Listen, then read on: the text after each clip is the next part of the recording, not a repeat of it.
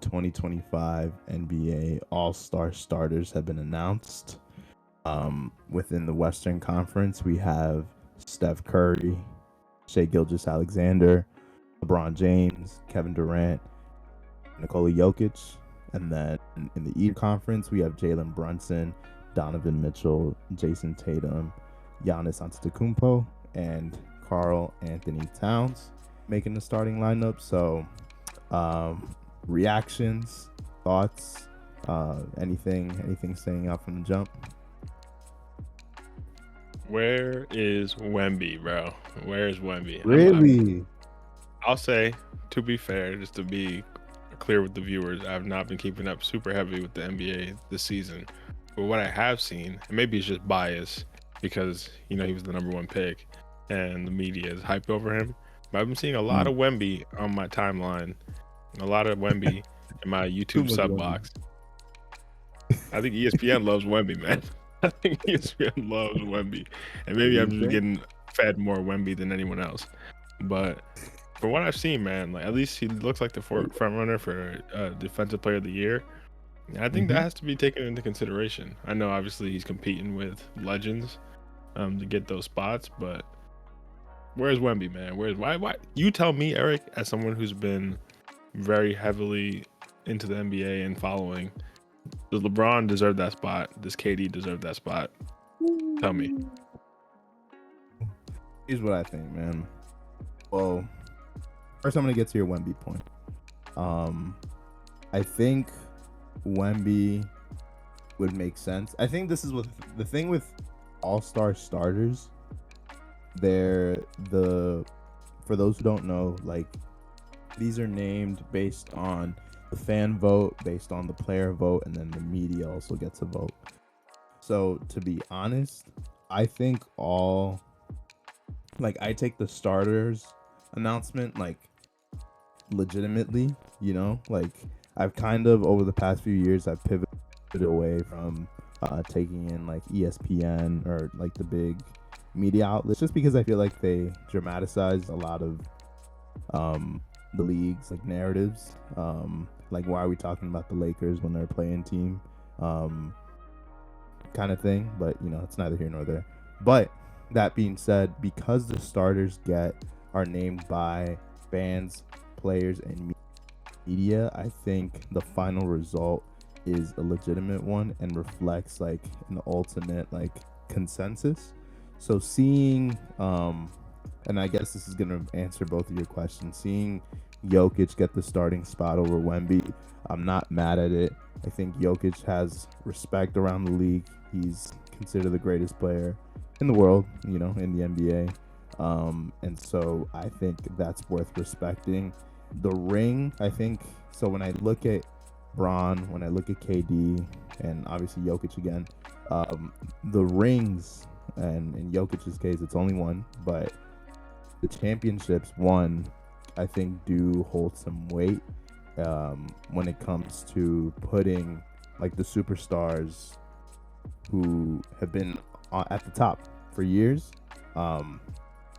I think those rings do hold weight, and I think are the reason why they stick around. So Wemby, I wouldn't have been mad at him getting the starting spot.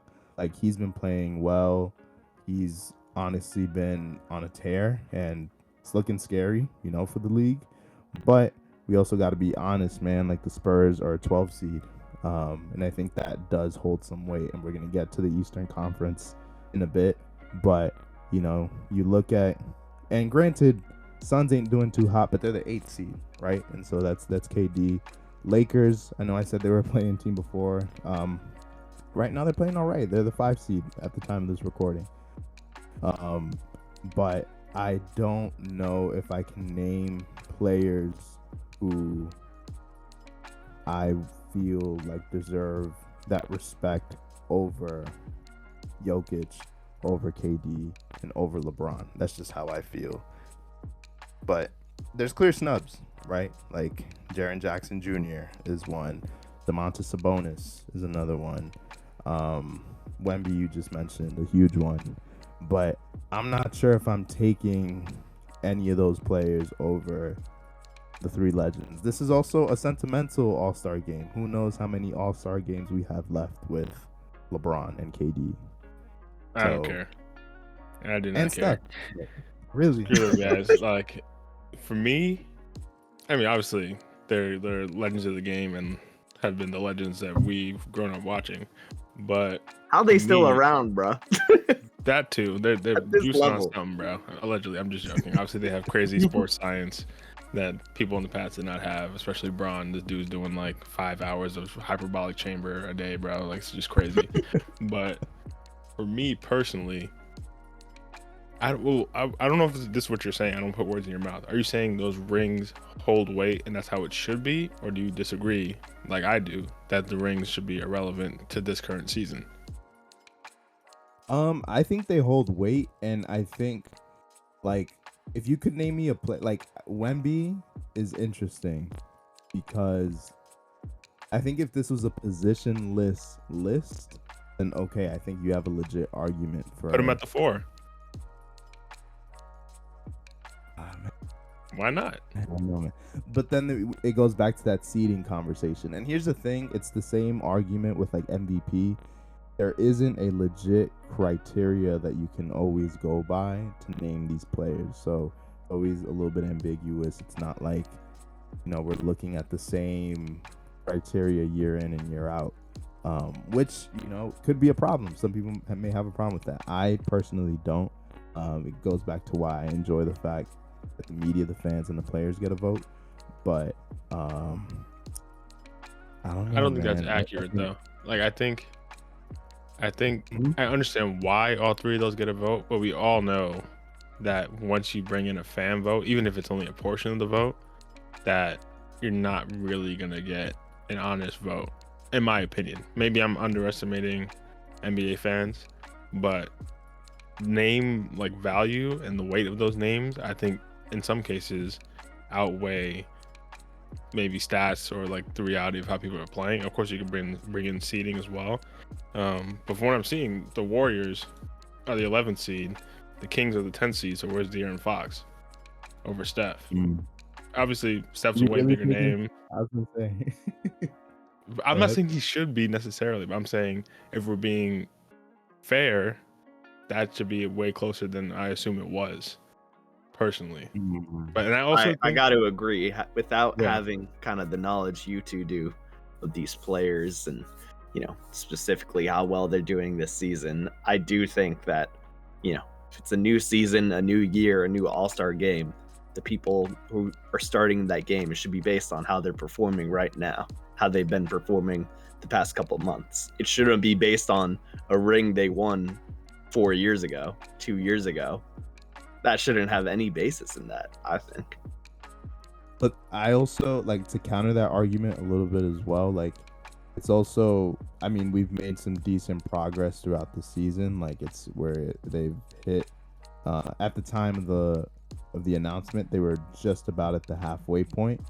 But even then, like, the sample size for basketball, I think it's fair to say, like, just half a season, it's hard to just gauge, like, okay, this player's doing so well, so like automatically, or this team is doing so well, so we got to reward this player. And maybe it's, maybe some people think it should be that way, but like an example is like the Rockets are the 2 seed.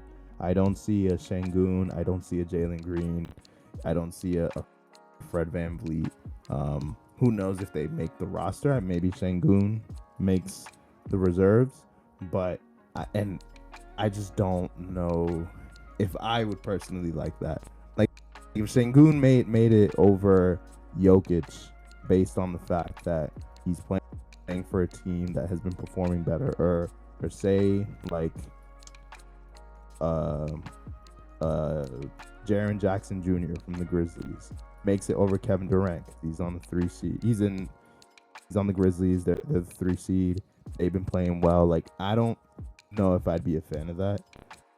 I think on paper, yes, it makes sense to reward how they're doing at the moment, but I think these names hold weight, and I personally think, like, I think this is the best I'm gonna just say it straight up. Like, I think this is the best lineup we could have gotten.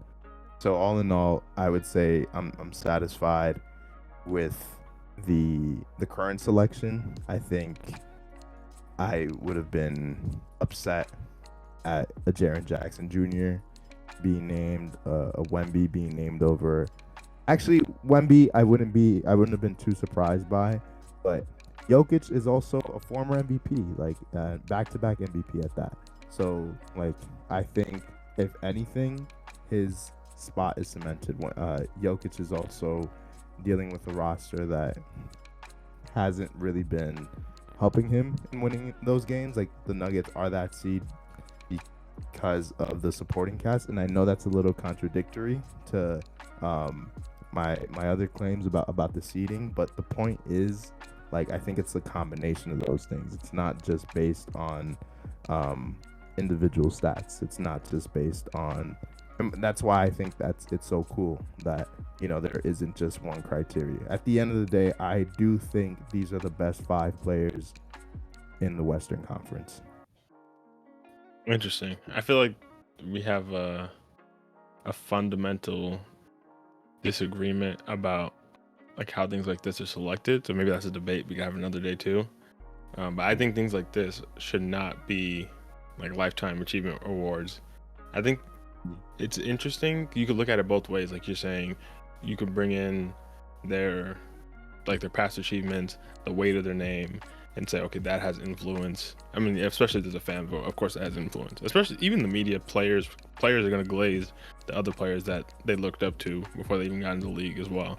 So of course that's going to have an impact. But for me, you can look at it the other way, where if you say, okay, the name value comes in, so we're going to give these guys, even if we maybe potentially should really give it to someone else, I think you're hurting the potential of these newer players because there's no guarantee of their future. Like Wemby, knock on wood, can get injured next month and never make another All-Star game for the rest of his career. Obviously he's gonna make the game anyway, but like being named as a starter or like things like that, I think you can't rob. Not saying this is a robbery necessarily, but in general, you can't rob people, especially for like MVPs. I hate when people say, "Oh, this person should win MVP because of this in the previous years," or like this person shouldn't win MVP because we're kind of tired of him. Like, I hate that fatigue argument. Like things like that, I think are really important. But I also think All-Star is different from MVP. Whereas like MVP, I think seeding should come into play. But for me, All-Star seeding isn't as important to me personally. I think if like just all out how you're playing, your stats should be most important for All-Star. Because I think if you're on the worst team in the league, but you're a baller, there's not much you can really do about that to bring up their seeding, but doesn't mean you shouldn't be an All-Star, in my opinion. But I know you want to talk about the Eastern Conference as well. Fair. Yeah, no, for sure. And I will just respond to that by saying, yeah, I do think there is a disagreement there. So I'd be happy to get into that in another episode. But this is actually a good segue, because if we're looking at a player from a team that's at the bottom of the table, at the bottom of the standings, but they've been hooping. I don't know, man. Like, I look at the selection of Jalen Brunson, and I'm like, man, I'm so glad to see him in the starting point guard. For those who don't know, I am a diehard Knicks fan, so I'm so happy to see 2 Knicks players in the starting lineup. It's been 50 years since since there have been more than one, or I guess 2 players in the starting lineup from the New York Knicks. So this is huge to me. This is crazy to me. There's a lot of people who are angry about LaMelo, the other Melo, being left out the starting lineup. And here's one thing I also will say: people are gonna be mad at whatever. Like, people are gonna have something to say about it. I feel like the moment the reserves come out, no one really remembers who was named the starter and who was named the reserve. I'm sure the players do. I'm sure these 10 individuals are gonna, remember this and hold it as an accolade. But when you look up LeBron James, you don't see, how many All-Star appearances. This is 21st. don't see 21st time all-star starter, like you don't see like that. Whether they were a starter or not isn't included in the accolade. It's just included that they were selected for the game. And granted, there's still 7 more players from each conference that are going to be named, so the pool is still very thin, and the bar is set very high. But I think people are upset right now. LaMelo will make the All-Star team. If he does not, then it's a whole another argument. But I think people are gonna forget about where's X player, like Wemby, for example. He will be a reserve, no doubt. So like this is all to say, happy to see Brunson and Cat there. I think LaMelo's gonna make it, and so he will still get his flowers. And then you look at the other 3 positions. Donovan Mitchell, he has been hooping this year. He has been going crazy. His Cavs are at the 1 seed, and then you got Tatum, who's at the 2 seed with the Celtics at the 3. There's people who may say, where's Jaylen Brown? I think Mitchell deserves it over Brown. I'm also not a Celtics fan, so I'm a little biased. So people may get mad at that, but I stand on that. And then Giannis, man, I think goes back to what I was saying about Jokic, KD, and LeBron. Man, this is a former MVP. This is someone who he's actually picked it up with the Bucks. That team has been slowly creeping back into the conversation. So happy to see him there as well. He's a 4 seed, so I also think it's well deserved. But yeah, all in all, very satisfied with this list. Any other comments from y'all? Yeah, no, I think that's fair. I won't rehash the same arguments about the Western Conference as the Eastern Conference, but I'm happy for you. Happy the Knicks have multiple starters. I'm sure, like you said, I agree completely that whether they're a starter or a reserve is not really that relevant. Like once they actually are playing, or like a year from now, we're not going to really care that much. So it's not really that big a deal. I think even I was reading in the article we read before this that because there's a new format anyway for this All-Star weekend. I'm not sure exactly how it works, but from what I'm seeing, there's 3 8-man teams, and there's going to be like the Rising All-Star winning team. So I'm still assuming they're going to play 5-on-5 and then 3 on the bench.